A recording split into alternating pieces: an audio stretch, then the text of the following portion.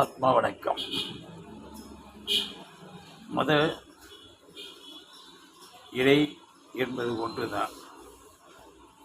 மதத்தையும் வளர்க்க வேண்டியதில்லை, இறையும் என்ற நிலையில் நீ தேடி ஓட வேண்டியதில்லை. நீ உண்மை ஆன்மாவை வளர்த்துக்கொள். இப்போ இந்த செங்கோல் சரியாக இருந்தால் தான் அந்த நாடு செழிக்கும். செங்கோல் என்பது அந்த அரசு புரிகின்ற அரசாக இருக்கலாம். அந்த செங்கோலுங்கிறது ஏன்னா நம்ம பூமி நீதிமான்கள் வாழ்ந்த பூமி. அப்படிப்பட்ட ஒரு நீதி நிலையான ஒரு மனுநீதி சோழன் வாழ்ந்த பூமி. மாற்றான் நிலையிலே நாம் பின்பற்றி நடக்க வேண்டிய அவசியம் இல்லை. நம்மளுடைய நிலையிலேயே ஞானமும் சரி, ஆன்மீகம் சரி, யோகமும் சரி கொட்டி கிடைக்கின்றது. நாம் தான் பருகி கொள்ள வேண்டும், எவனும் வேண்டியதில்லை.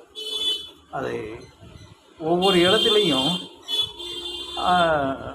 செங்கோல் மைனாரிட்டியை தூக்குறது, மெஜாரிட்டியை இறக்கிறது அப்படிங்கிற ஒரு நிலை வேண்டியதில்லை. அவங்க சட்டங்கிறது எல்லாத்துக்கும் பொதுவானது தான். இந்த மைனாரிட்டிக்கு பொதுவானது, மெஜாரிட்டிக்கு இந்த பொதுவானது தான்.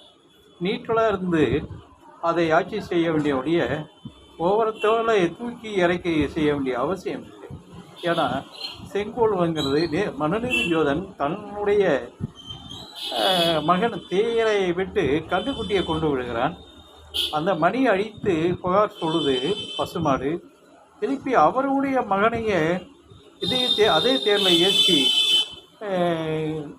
ஊழியரிடம் கொள்ள சொல்கிறார். அப்படிப்பட்ட ஒரு செங்கோல் நிலை, ஒரு நேர்மையான ஒரு இறைநிலையோடு வாழ்ந்த பூமி அது நமது பூமி.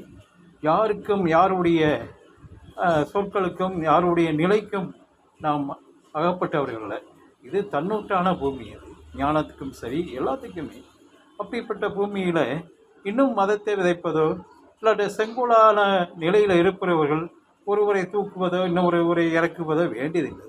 எல்லாரும், எல்லா ஆன்மாக்களும் நமது ஆன்மாக்கள் என்றுதான் நிறுத்திக்க வேண்டும். அதை அவரை ஏற்றணும், இவரை இறக்கணும் வேண்டியதில்லை. அது சில சமயம் அது தன்னிலைக்காக அது செய்கிற காரியம் பிளவை ஏற்படுத்தும். ஆனால் அந்த நாடு செழிக்க வேண்டுமென்றால் செங்கோல், அந்த